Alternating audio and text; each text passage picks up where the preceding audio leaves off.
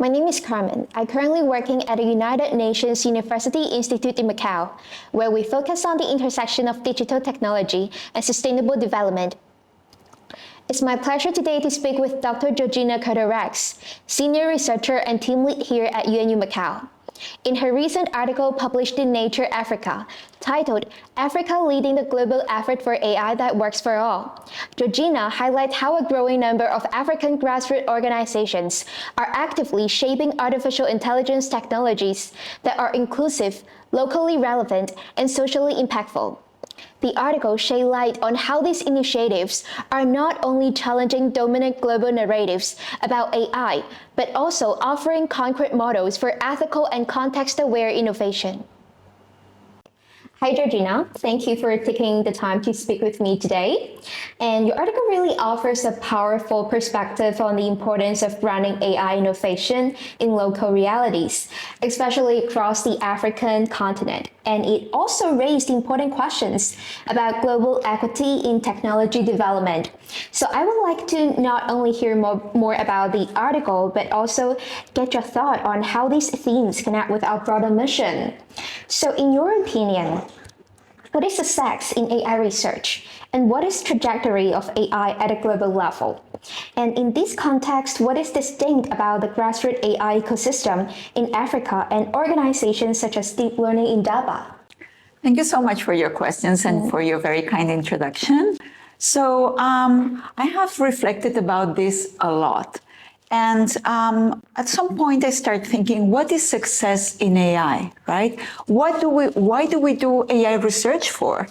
It seems that there is a kind of a race, especially in academia and in Western universities, about who publishes more papers, like the more papers, the better. And then in industry, of course, industries want to succeed from a corporate perspective too. And all this is very well. But at the end of the day, when I ask my students what's important for you, they don't answer having more papers or having more profit in a company. They care about the health of their family, or having a job that is dignified, or being able to be healthy with their friends and with their families. That's what we care about. And these are the topics that are reflected in the SDGs.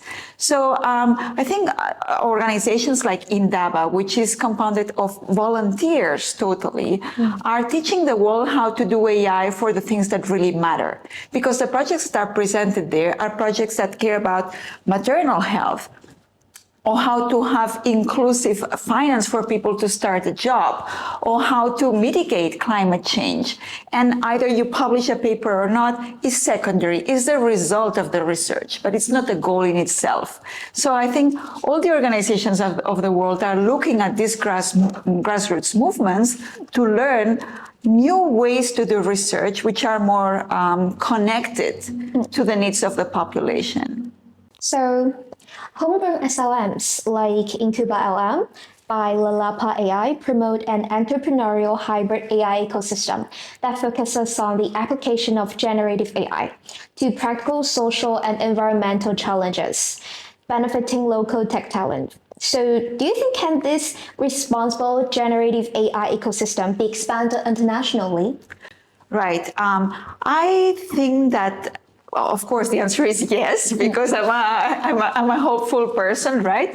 And I think this has a lot of potential. First of all, when I see the excitement of the researchers that are working on these projects, the good vibe, this tells me we all want to do these things, right? We all want to work in this way. What we need to do is to create the right incentives, I think. If researchers are evaluated not only for as a result of the papers they publish, but also as a result of the social impact, the positive social impact in the different communities, things will change quite a lot. And we have to all participate in these hybrid ecosystems so that both industry and academia and nonprofit organizations like the United Nations and also governments are part of this. So we have to create incentives where researchers can also create companies And for example, here at the United Nations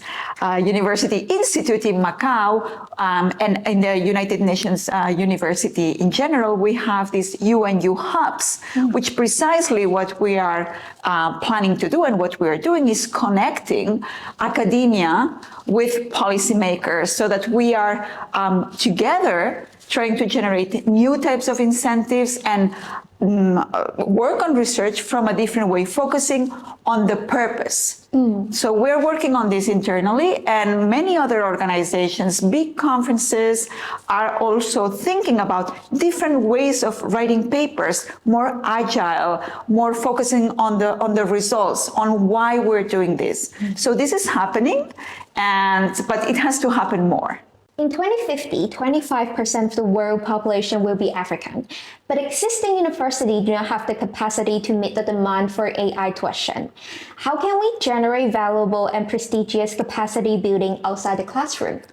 Okay, so here again, I think that we need to think outside the box. Okay, as it happens always, that there needs to be some progress to keep up with what's happening in the world, and Indaba, again, is a very good example of this, because all these hundreds of young people all throughout Africa said, well, if we don't find this kind of tuition, we're going to create it.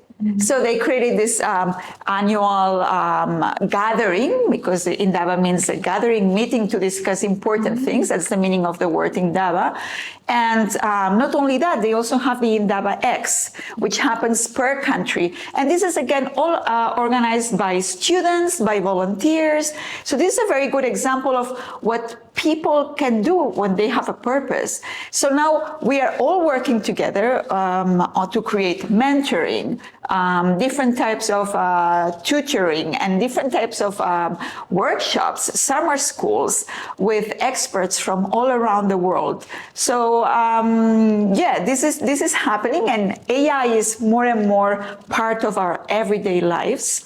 And we have to really think about other ways to train, to involve people, not only at the basic level, but really at the professional level, to work on AI for their communities. And how can the leadership of the African grassroots community in responsible AI contribute to the global AI ecosystem? And what bidirectional channels of collaboration between the AI grassroots community in Africa and international AI players can be defined? And what is the role of institutions such as UNU Macau? Thank you. I think the first thing I would like to say is we need to change the narrative internationally, in the sense that there has been this historical narrative of supporting the global south, which is obviously important, of course, but we have to also think Africa is leading on AI for social good, and also fundamental AI in many areas. So we have to learn together, globally. And we have to create bidirectional lines of learning, communication, where we are all equals, because this is the situation that we have, and it's a great situation. In this role of learning from each other, learning from Africa, from their leadership in doing AI that really helps people, and they are showing the world how to do that, I think that UNU Macau and the UN in general has many different roles. One of them is as a convener. So we can also, if we can make a little contribution to help the different stakeholders communicate, create bridges, create special track in big conferences in Africa, in big conferences outside of Africa, in other places. If we can facilitate creating these bridges, I think that's already a success, in my personal opinion. So, and it's a very nice job to do, because of the excitement of all these different communities. And each person that goes from one place to the other matters, because each of these persons is an ambassador on teaching the others how to do things differently, how to think about AI research in a different way. And so I'm honored and I'm a privileged person to be able to work in these topics. And I hope that this community of exchange will grow and grow, will continue to grow in the near future. Thank you again, Georgina. Your work bridges research, policy, and technology development in such a thoughtful way. I look forward to more conversation that can inspire us to shape a more equitable digital future. Thank you. Thank you.